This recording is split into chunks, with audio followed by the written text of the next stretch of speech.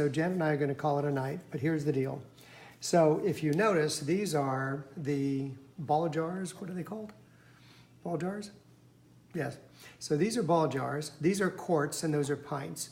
So when you're actually packing them, notice that there's something here that I want to point out. There's this much space in here because when they freeze, what's going to end up happening is if you bring it all the way to the top, it expands and it'll actually bend this thing and you'll actually start getting some air inside. So notice that you've got that. Now, with that said, this is 5 full ladles worth of sauce, which is more than enough for a family. So you get a quart for a family, or this is just simply a couple, which is a pint. So you have a pint for the couple, or you have a quart for the family, and you always make sure that you have enough room in between, okay? Now, one additional thing that I want to point out, this is Milanese. You don't do bolognese, which is the meat sauce.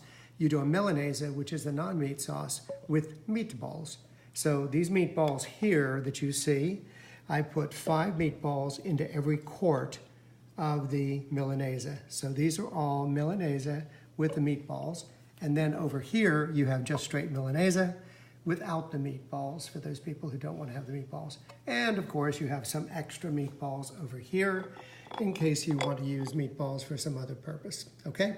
So when we come back to this session tomorrow, we still have the alla vodka and we still have the bolognese, and we'll go through that process then, okay? Good night.